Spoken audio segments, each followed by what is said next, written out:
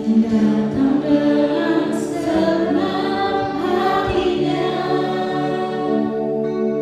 berseru, berdoa, sujud menyembah, dan beriman kehadirannya.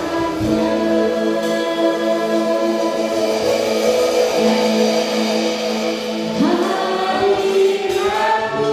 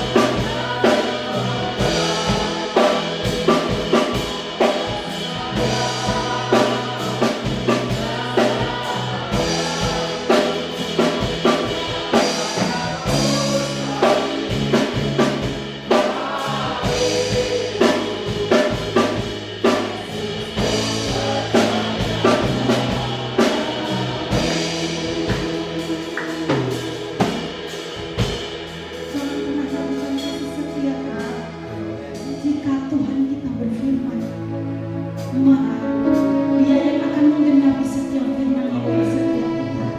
Dia yang mampu sembuhkan, pulihkan hidup kita. Mari sama-sama katakan dengan lembut. Kau berfirman dan sembuhkanku. Kau bersabda dan selamatkanku. Tiada yang mustahil bagimu. Yesus, ku percaya Kau berfirman dan sembuhkanku. Kau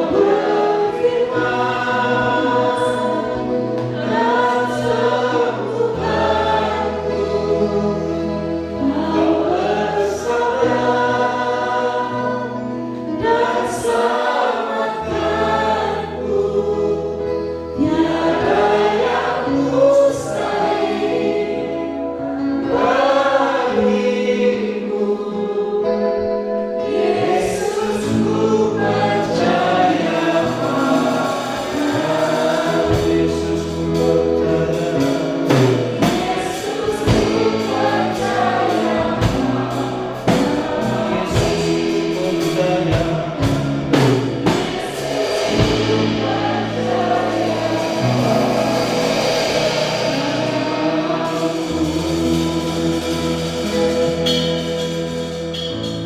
Kami percaya Engkau Tuhan yang berkuasa, Engkau yang berdaulat atas hidup kami, dan kami percaya Engkau punya rancangan dan rencana yang baik bagi setiap kami, umat milik kepunyaan. Kami percaya Engkaulah Bapa kami yang kebaikannya dan kesetiaan serta kemurahannya tidak pernah berkesudahan. Kami percaya Engkau Roh Kudus sebagai penolong dan penghibur bagi kami, yang menguatkan dan meneguhkan hati iman percaya kami untuk tetap terus berharap dan percaya kepada Tuhan, bahwa Tuhan tidak akan pernah mengecewakan orang-orang yang percaya dan berharap kepada-Nya, sehingga nama Tuhan boleh dipermuliakan. Terima kasih Tuhan, dalam dan demi nama Yesus berkati dan urapi kami, dan kami siap dengarkan firman Tuhan. Haleluya. Amin.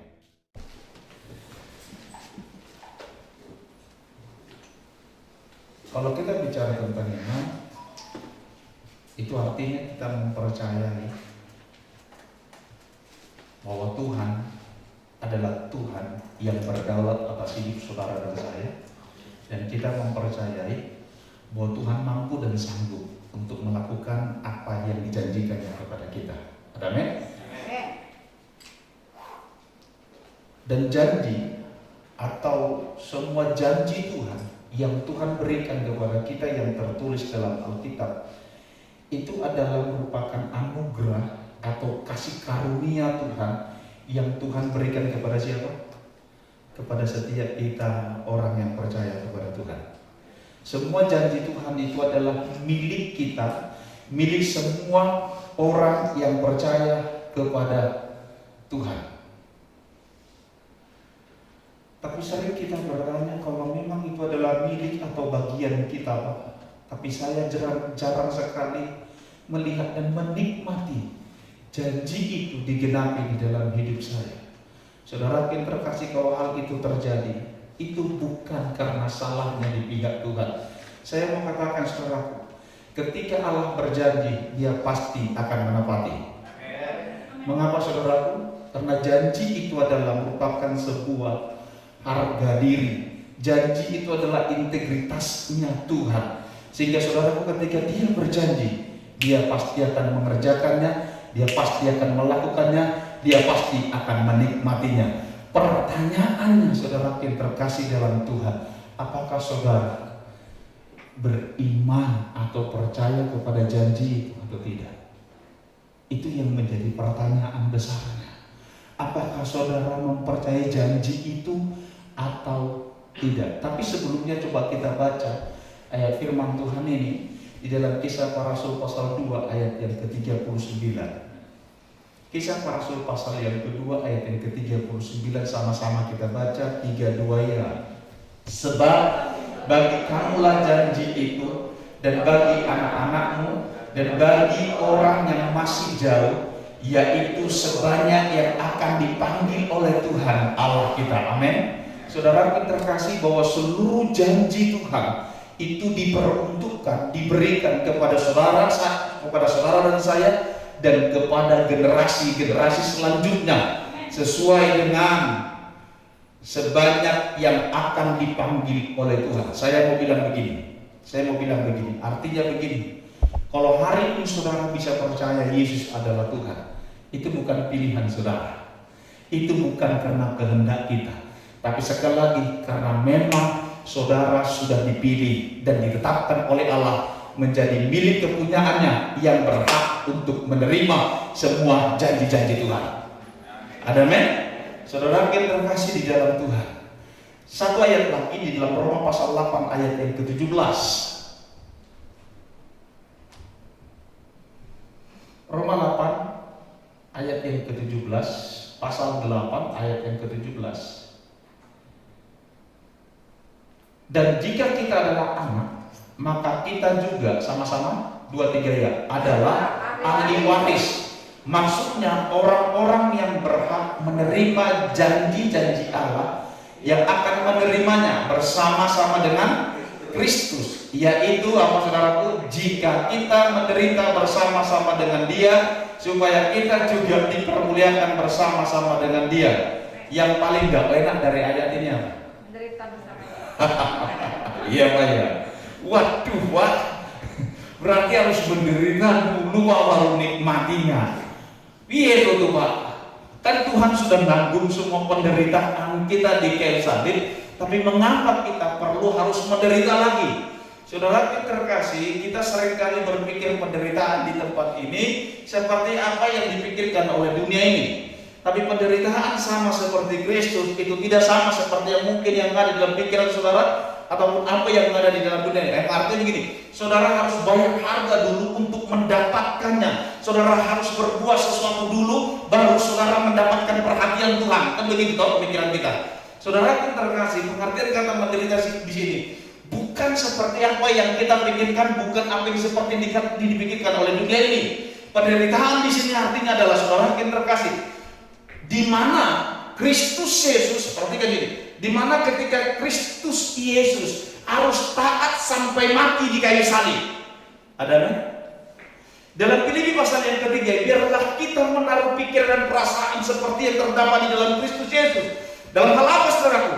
Yaitu ketaatannya kepada Bapa untuk melakukan kehendak Bapa atas hidupnya. Yaitu apa saudaraku?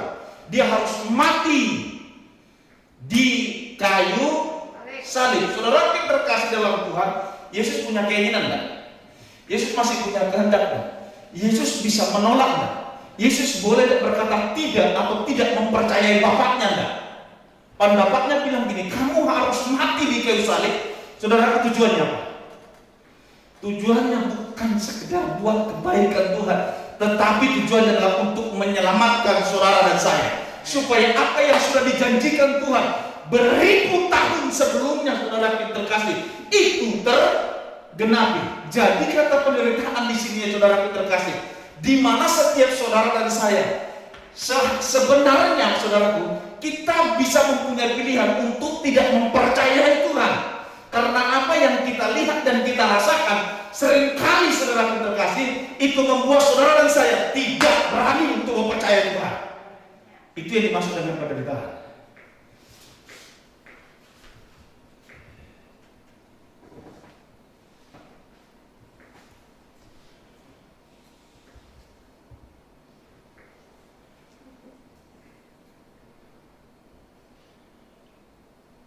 Tuhan bilang gini, kalau ditampar pipi kananmu,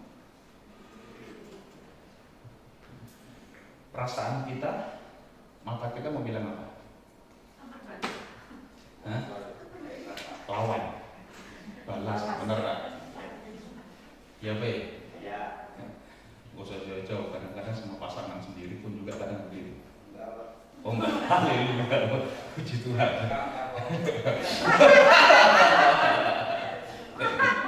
Saudara kita terkasih dalam Tuhan. Perhatikan di sini. Seringkali saudaraku, rasa kita melawan enggak? Ya. Tapi karena Tuhan bilang, tampar pipi kanan, berikan pipi kiri. Saudara yang terkasih, kita hanya bisa melakukannya itu kalau kita mau berani percaya seperti apa yang dikatakan Tuhan. Di situ ini dimasuk dengan letak penderita.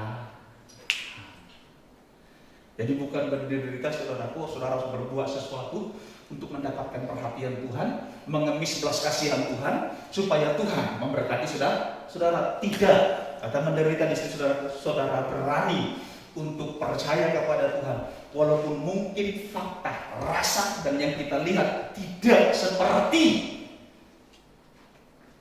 yang kita inginkan ataupun yang kita harapkan. Kita akan melihat contoh di dalam Alkitab.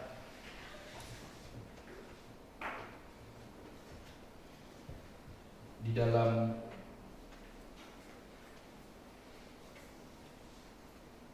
Lukas pasal 7. Lukas pasal 7 dimulai ayat yang ke-27. Lukas pasal 7 ayat 27.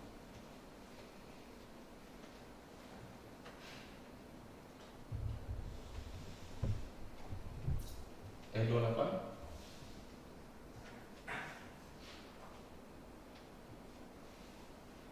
Salah. Bukan itu. Tentang perempuan Sirofenisia. Pasal 8 mungkin ya.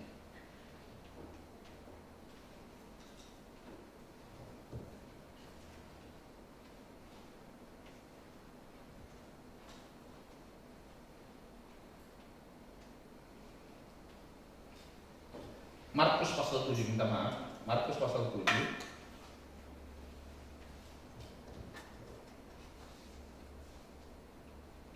ayat yang ke-26 dimulai. Perempuan itu seorang Yunani bangsa Sirofenisia. Ia memohon kepada Yesus untuk mengusir setan itu dari anaknya. Perempuan Sirofenisia ini bukanlah bangsa Israel, bukan bangsa pilihan Tuhan. Tapi saudara yang terkasih, kalau dia akhirnya mau datang kepada Yesus, ketemu dengan Tuhan Yesus, yang dia dengar dari cerita-cerita orang di sekitarnya bahwa Yesus adalah seorang guru, seorang tabib, dan juga Tuhan yang memiliki kuasa untuk menolong dan menyembuhkan segala macam penyakit. Saudara yang terkasih, itu pengenalan dia tentang Tuhan. Dia punya masalah, dia punya persoalan bahwa anaknya kerasukan setan, dan setan ini membawa anaknya untuk mencelakai dirinya. Saudara yang terkasih, kalau orang tanya, Pak, apa ciri-ciri orang kerasukan setan? Saya bilang gini, saya percaya bahwa anak-anak Tuhan tidak akan mungkin dirasuki oleh setan. Amin. Tapi anak-anak Tuhan dapat dipengaruhi setan. Keputusan-keputusannya dapat dipengaruhi oleh setan. Dan saya mau bilang, saudaraku, tanda bahwa anak-anak Tuhan yang dipengaruhi oleh setan apa? Saudara terkasih, cuma satu. Kelihatannya, tanda-tandanya cuma satu, tapi dampaknya bisa dilihat, yaitu membawa saudara semakin jauh dari Tuhan. Itu tanda-tandanya. Itu tanda-tanda. Tanda yang paling dilihat kalau orang tanya saya sama saya, Pak, apa? Kalau Pak Yosef apa? Saya bilang cuma satu sih, tanda orang yang dipengaruhi. Saya bilang, saya tidak percaya anak Tuhan bisa dirasuki oleh setan. Jadi kalau ada uka-uka di sini, uka-uka, ya kayak gitu tentang apa itu, silakan ikuti saudara. Percayalah, setan tidak bisa mengganggu kamu. Tapi setan bisa mempengaruhi pikiran saudara enggak? Setan bisa mempengaruhi pikiran saudara untuk mempercayai apa yang kamu lihat dan rasakan. Tapi kalau saudara pun terkasih dalam Tuhan, engkau mempercayai Tuhan adalah Immanuel, Tuhan beserta dengan kita, saya mengatakan setan tidak akan dapat mampu untuk mempengaruhi saudara dan saya. Amin. Jadi saudara, tanda iblis mempengaruhi pikiran kita, saudara, membawa saudara semakin jauh dari Tuhan, meninggalkan persekutuan saudara dengan Tuhan. Karena tujuannya dia tahu gini, semakin saudara jauh dari Tuhan, maka saudara akan semakin jauh dari sumber yang untuk saudara diberkati oleh Tuhan. Ada amin? Karena kalau saudara semakin jauh daripada Tuhan, itu membuat saudara terkasih dalam Tuhan tidak lagi menaruh harap dan kepercayaan kepada Tuhan. Engkau lebih percaya kepada kemampuan dan kesanggupanmu sendiri. Dan setan bilang begini, tinggal tunggu waktunya, kita akan hancurkan. Dan jangan pernah bilang kehancuran, kegagalan saudara itu bersumber dari Tuhan. Setiap kegagalan dan kehancuran kita itu akibat kegagalan kita untuk mempercayai Tuhan. Ada amin? Saudara yang terkasih di dalam Tuhan, ibu ini datang membawa anaknya. Dan di mana anaknya ini saudara terkasih selalu ingin mencelakakan dirinya. Itu tanda-tanda manifestasi daripada setan yang memperasuki ataupun pikiran anak Tuhan yang dipengaruhi oleh setan. Saudara terkasih, yaitu merusak dirinya sendiri.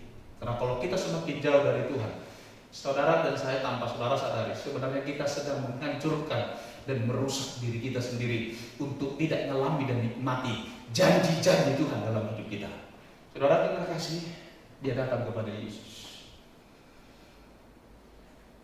memohon belas kasihan Tuhan Yesus, supaya Yesus menolong dia dan menyembuhkan anaknya. Apa yang dikatakan ayat 27? Lalu Yesus berkata kepadanya, biarlah anak-anak kenyang dahulu, sebab tidak patut mengambil roti yang disediakan bagi anak-anak dan melemparkannya kepada anjing. Kenapa Tuhan bilang begini? Karena Yesus datang buat orang Israel. Yesus datang membuat milik kepunyaannya. Dia datang bukan buat bangsa-bangsa lain. Oleh karena itu dia bilang kayak gitu. Roti artinya gini, mujizat kesembuhan itu sebenarnya adalah bagian atau milik daripada siapa? Anak-anaknya, milik kepunyaannya sendiri, saudara. Tetapi saudara terkasih, apa yang dikatakan wanita ini? Perhatikan apa yang dikatakan oleh wanita ini. Selanjutnya 28. Tapi perempuan itu menjawab, benar Tuhan, tetapi anjing yang di bawah meja juga makan remah-remah yang dijatuhkan anak-anak. Perhatikan saudara terkasih, orang yang beriman atau orang yang percaya kepada Tuhan adalah orang yang berani untuk melangkah tetap di dalam keyakinan. Walaupun mungkin fakta atau apa yang dirasakannya itu tidak seperti mungkin apa yang dia pikir. Saudara terkasih, dia berpikir mungkin ketika dia datang kepada Yesus, Yesus langsung menyambutnya dan menjawab apa menjadi kebutuhan dan keperluannya. Tapi saudara yang terkasih, fakta yang dia lihat dan rasa yang dirasakan itu sangat sakit banget. Karena perempuan ini disamakan seperti anjing. Hanya gara-gara kata anjing ini ada saudara bisa baku bunuh. Gak percaya? Saudara ini percaya saja. Jangan saudara pulang, saudara coba saudara, anjing kau itu bisa seluruh bisa. Kalian gue jangan jadi berantem di situ. Nah saudaraku, karena pengertian kata anjing itu sangat merendahkan, benar? Ya, kita berpikir pengertian kata anjing itu sangat merendahkan sekali gitu saudara terkasih. Tapi jawab wanita yang beriman yang percaya kepada Tuhan. Benar Tuhan. Tapi anjing yang di bawah meja juga makan remah-remah yang dijatuhkan anak-anak. Saudara yang terkasih dalam Tuhan, saya percaya orang yang beriman tidak akan mudah atau gampang putus asa. Sekarang orang yang beriman tidak mudah dan tidak gampang untuk dia putus asa, walaupun fakta dan apa yang dirasakannya itu tidak sesuai seperti apa yang dia pikirkan. Tapi karena dia percaya bahwa Tuhan mampu dan sanggup, saudaraku terkasih, orang ini tidak berhenti untuk mengucapkan dan memperkatakan apa yang dia percayai. Dan jawaban ini adalah jawaban iman.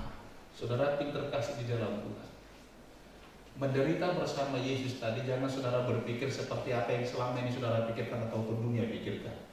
Menderita bersama Yesus ini artinya walaupun fakta yang kita lihat dan rasa yang kita rasakan tidak sesuai seperti apa yang kita inginkan, tapi berani untuk percaya dan melangkah tetap terus bersama-sama dengan Tuhan. Saudara terkasih, dan apa yang terjadi? Kita lihat ayat yang ke-29.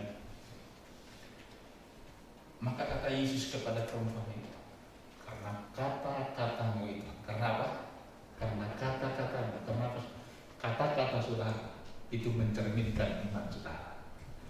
Kata-kata saudara itu mencerminkan keyakinan saudara kepada Tuhan. Kata-kata saudara yang keluar dari mulut itu bersumber dan berasal dari hati saudara.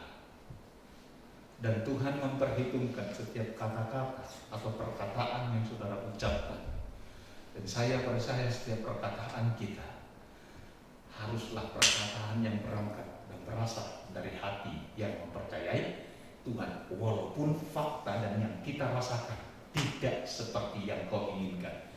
Inilah kata Yesus.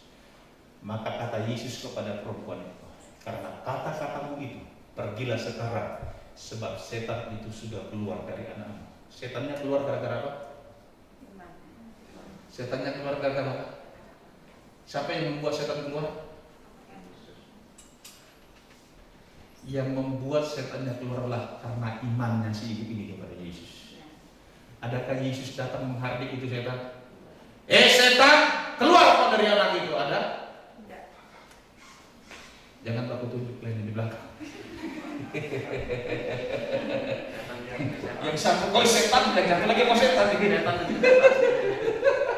Ingat ya, saudara terkasih di dalam Tuhan. Setan, Yesus sudah bilang, setan dia tepang tangan, terus dia tengking, dia tolak, dia usir ke setan. Saudara yang terkasih di dalam Tuhan, saya mau katakan kepada saudara bahwa setan akan pergi, setan akan tunduk dan taat kepada saudara, kepada setiap orang yang beriman dan percaya Yesus adalah Tuhan. Amin.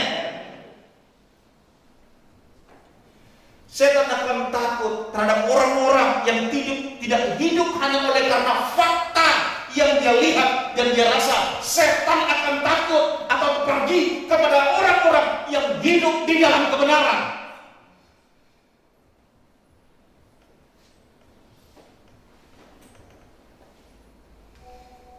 Apa beda fakta dengan kebenaran?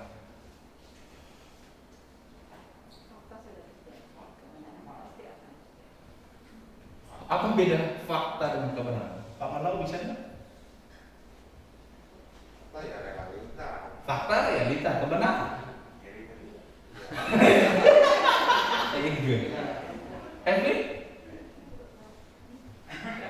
Siapa lagi? Apa Wemby? Sama. Ya nggak usah percaya sama Tuhan lah kita begitu. Sederhana saja. Saya bilang ini, fakta itu adalah sesuatu yang dapat berubah. Tapi kebenaran tidak akan pernah dapat berubah. Oh itu maksudnya. Jadi fakta itu dapat berubah, tapi kebenaran itu tidak dapat berubah. Dan setan takut, setan pergi kepada orang-orang yang hidup di dalam kebenaran. Satu hari Yohanes dan Petrus pergi ke bait Allah, ketemu dengan orang yang lumpuh. Fakta lumpuh enggak? Faktanya lumpuh. Dia mengharapkan sesuatu dari Petrus dan Yohanes. Emas dan perak tidak aku punya, tapi aku memiliki sesuatu yang berharga dari emas dan perak, yaitu apa? Kuasa di dalam nama Yesus, kebenaran di dalam nama Yesus. Sehingga dia bilang begini, berdiri dan berjalanlah dalam nama Yesus. Dan apa yang terjadi? Fakta itu dia lumpuh. Haleluya. Jadi fakta itu dapat berubah, tapi kebenaran tidak akan pernah dapat berubah. Justru saya mengatakan kebenaran akan merubah fakta. Haleluya. Amin. Jadi kebenaran akan merubah fakta. Perempuan ini akhirnya mengalami dan menikmati mujizat. Dan dia mulai mengenal dan mengetahui bahwa masalah yang dihadapi adalah dia berani percaya Tuhan dalam hidup. Karena itu saya mengajak setiap saudara dan saya, hiduplah dalam kebenaran, bukan oleh karena fakta yang kita lihat dan kita rasa. Sehingga saya percaya orang yang hidup beriman kepada Tuhan, iman yang benar, iman yang hidup, dia tidak akan mudah putus asa ketika dia berada di bawah, dan dia tidak akan menjadi sombong ketika dia berada di mana? Di atas. Sekali lagi, orang yang beriman kepada Tuhan, iman yang benar, iman yang hidup, saudara yang terkasih, saya mau katakan dia tidak akan mudah putus asa ketika dia di bawah, dan dia tidak akan pernah menjadi sombong ketika dia berada di atas. Itu orang yang beriman kepada Tuhan. Yang kedua, menderita bersama dengan Yesus. Kita sebagai ahli waris, kita akan menikmati semua janji-janji Bapa dalam hidup kita di dalam Kristus Yesus. Kalau kita mau menderita bersama dengan Dia. Saudara yang terkasih di dalam Tuhan, apa yang dimaksud penderitaan yang kedua di tempat ini? Kita lihat dalam Injil Matius pasalnya yang ke-8. Ini tentang perwira di Kapernaum. Matius pasal 8 ayat 5. Ketika Yesus masuk ke Kapernaum, datanglah seorang perwira mendapatkan dia dan memohon kepadanya, Tuhan, hambaku terbaring di rumah karena sakit lumpuh dan ia sangat menderita. Yesus berkata kepadanya, aku akan datang menyembuhkannya. Terus, tetapi jawab perwira itu, sebelum kita masuk ini, pertanyaan saya ketika saya baca ini kan perwira Kapernaum ini adalah bukan orang Israel, dia tentara orang Romawi. Dia datang kepada Yesus supaya Yesus tolong dia. Dan lucunya saudara terkasih, Yesus langsung bilang apa? Coba mundur ke belakang. Yesus berkata kepadanya, aku akan datang menyembuhkan dia. Kok jawabannya langsung cepat banget, ngerti tidak mas saya? Kalau perempuan Piro Indonesia ini bilang, Yesus kayak ada bikin apa? Ya argumen dulu tuh, tapi dengan perempuan Indonesia ini, dia langsung, kepada perwira di Kapernaum dia langsung, mungkin karena dia perwira tadi. Saya berpikir seperti itu. Tapi kalau kita mengenal pribadi Tuhan, maka Tuhan tidak akan pernah dipengaruhi oleh kedudukan dan jabatan kita. Ada men? Tuhan tidak pernah, saudaraku, dia merespon kita bukan karena kedudukan dan jabatan kita, bukan karena pangkat kita, atau apapun saudara profesi saudara. Jadi Tuhan merespon kita bukan karena itu. Itu yang saya tangkap, saudara terkasih. Tapi mengapa Yesus langsung memberikan jawaban, aku akan datang menyembuhkan engkau? Kenapa? Karena imannya Kapernaum. Bukan, di sini tidak ada bicara tentang iman dulu di sini. Hal yang menarik saudara terkasih, kenapa Yesus langsung merespon? Karena Yesus melihat bahwa ini perwira datang, seorang perwira loh, datang kepada Yesus mohon belas kasihannya, kemurahannya, pertolongannya, supaya Yesus datang untuk menyembuhkan orang lain, bukan menyembuhkan dirinya, bukan minta tolong buat diri dia ataupun keluarganya, tapi salah satu hambanya. Dia datang kepada Yesus mewakili hambanya yang sakit. Kalau kita bicara tentang doa syafaat, itulah yang dimaksud dengan syafaat. Orang yang bersyafaat adalah orang yang bukan mendoakan dirinya, tapi mendoakan orang lain. Kita menjadi wakil dari orang lain, bertemu kepada Tuhan.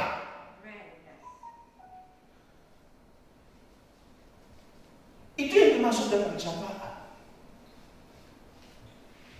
Makanya ada firman Tuhan bilang gini, Kata hormat itu 2 kali. Kepada orang tuamu jasmani hormatnya 1 kali. Tapi kepada orang tua rohanimu diberikan kata-kata hormat itu diberikan double porsi. Karena apa? Karena dia yang berjaga-jaga terhadap jiwamu. Kenapa dikatakan berjaga-jaga terhadap jiwamu? Karena seorang pemimpin rohani, saudara, dia selalu bersemangat kepada Tuhan, buat saudara, buat jemaatnya, buat domba-dombanya. Dia bersemangat kepada Tuhan. Dia kiranya kemurahan, belas kasihan, pertolongan Tuhan, berkat Tuhan, mujizat Tuhan terjadi atas umat pengembalaan. Ngerti nggak maksudnya?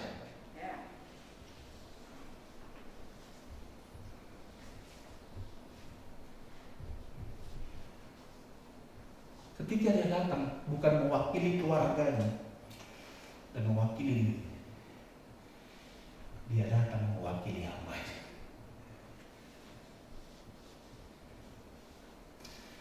Tuhan tertarik dengan orang-orang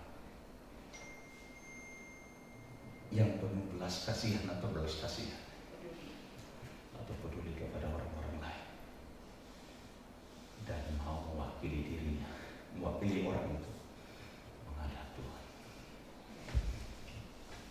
Sekecil apapun kebaikan yang kau berikan kepada orang lain, itu sangat menarik di mata Tuhan. Amin. Sangat menarik di mata Tuhan.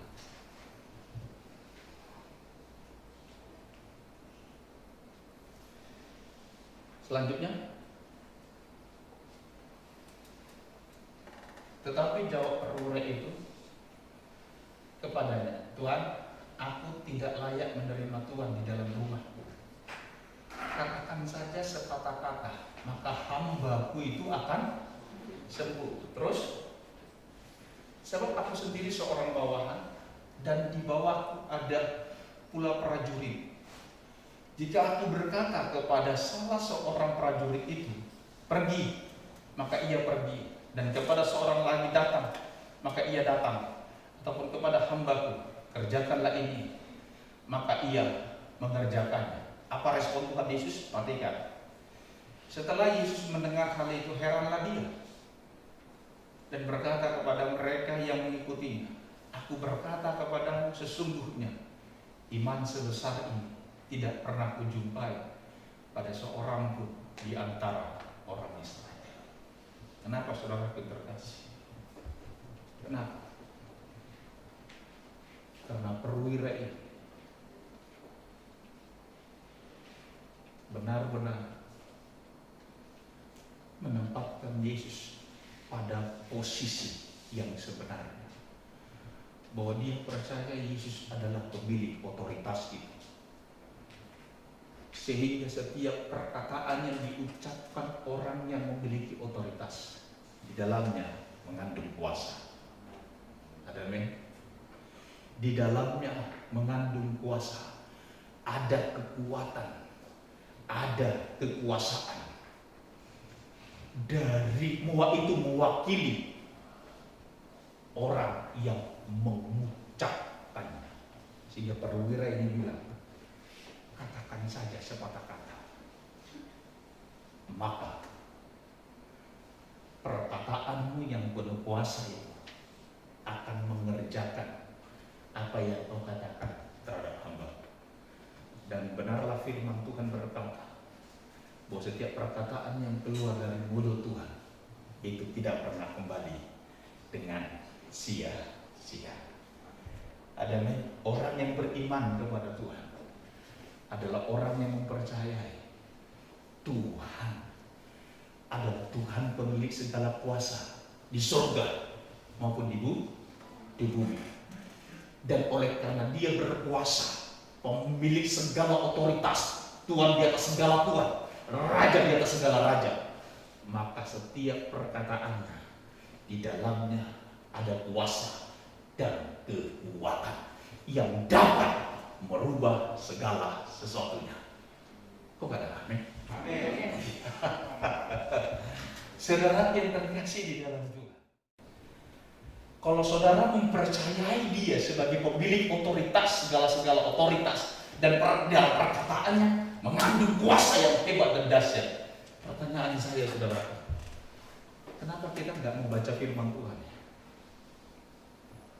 Kenapa kita sangat malas baca firman Tuhan? Mulut dan bibir kita bilang percaya Tuhan. Benar enggak kau percaya sama Tuhan? Kalau kau percaya dia sebagai pemilik otoritas dan pemilik segala kuasa, saya percaya kita pasti akan rindu untuk mendengarkan suara dan perkataannya. Karena kita tahu perkataannya mengandung kuasa dan kekuatan yang sangat dahsyat yang dapat merubah situasi dan kondisi di sekeliling kita. Orang yang beriman setelah yang terakhir, yang ketiga, di dalam Markus pasal yang kelima, dimulai ayat yang ke-24, yaitu perempuan yang sakit pendarahan selama 12 tahun. Berapa tahun? 12 tahun. Menderita selama 12 tahun. Perhatikan saudara terkasih. Ketika dia mendengar tentang Yesus, dia keluar dari persembunyiannya. Dia tidak berada di dalam zonanya, tapi dia keluar dari situ. Dia keluar dari situ ketika dia mendengar.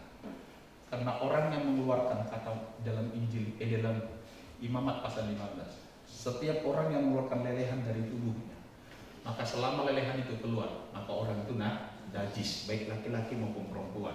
Tapi perempuan paling lama. Kalau misalkan perempuan menstruasi selama 7 hari, saudara terkasih, maka selama itu juga dia dianggap najis. Dan orang yang seperti itu, apapun yang disentuh, apapun yang dijamah, menjadi najis. Sehingga dalam hukum Taurat, orang-orang yang mengalami perempuan seperti itu, mereka itu mengasingkan diri selama mereka mengeluarkan lelehan dalam tubuh mereka. Dan wanita ini selama 12 tahun mengeluarkan lelehan dari tubuhnya. Selama 12 tahun, karena itu dan dia asingkan. Tidak lagi kumpul bersama-sama dengan komunitas, tidak lagi kumpul bersama-sama dengan keluarga. Tapi ketika dia mendengar tentang Tuhan Yesus, dia keluar dari persembunyiannya. Apa yang dikatakan? Apa yang dikatakan dia keluar? Ketika dia keluar, dia bilang begini, asal kau jamah saja ujung jubahnya, aku akan sembuh. Perhatikan di sini, saudara terkasih. Dia nggak perlu bertatap wajah dengan Yesus. Dia nggak perlu mendengarkan Yesus langsung bicara dengan dia. Asal ku jamah saja ujung jubahnya, aku pasti akan sembuh. Orang yang beriman yang benar kepada Tuhan, beriman yang hidup kepada Tuhan. Saya mau bilang gini, saudara, dia selalu memperkatakan firman dari mulutnya. Apapun situasi dan kondisi yang mungkin dihadapi, dia berani berkata, asal ku jamah saja ujung jubahnya, aku akan sembuh. Dan saudara terkasih, perkataan iman yang kau ucapkan kepada Tuhan itu akan menarik kuasa dan perhatian surga buat saudara dan saya. Biarlah setiap saudara dan saya menjadi pribadi-pribadi yang memiliki iman yang benar, di mana Tuhan Yesus memberkati kita. Berikan tepuk tangan yang paling meriah.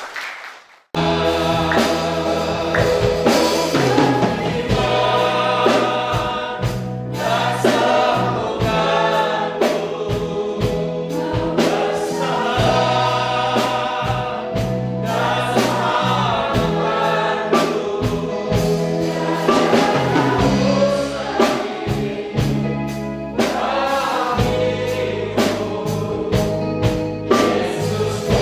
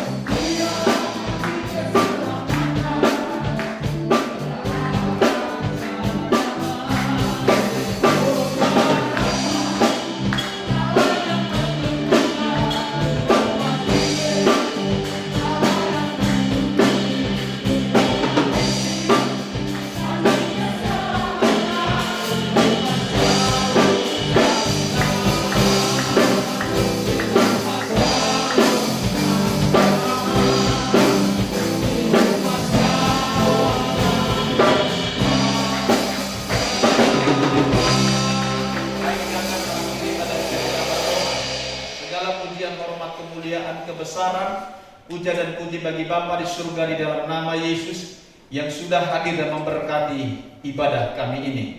Kami juga berdoa bersepakat untuk menyerahkan bangsa, negara, kota dan para pemimpin kami. Biarlah kiranya Shalom Tuhan memerintah atas hati dan pikiran mereka. Kami juga berdoa buat seluruh jemaat Tuhan yang dalam minggu ini berulang tahun, baik itu ulang tahun kelahiran maupun pernikahan. Tuhan memberkati mereka dan Tuhan terus tambahkan bilangan-bilangan hal yang baik terjadi dalam hidup mereka, baik kehidupan pribadi maupun rumah tangga. Tuhan juga memberkati lingkungan di mana kami beribadah. Taman Palang Tuhan berkati dalam nama Yesus. Ibu Cendek berikan hikmat dan kemampuan untuk mengelolanya. Terima kasih dan seluruh jemaat Tuhan yang hadir pada pagi hari ini. Kami mohonkan berkat-Mu atas setiap kami. Mari Tuhan angkatlah kedua tanganmu dan terimalah berkat Tuhan. Tuhan yang memberkati, melindungi, menjagai, bahkan yang menyertai keluar dan masuk kita. Tuhan yang membuat kita berhasil dan beruntung dalam segala usaha, pekerjaan, pelayanan, pendidikan, rumah tangga, dan juga dalam rencana-rencana kita ke depan.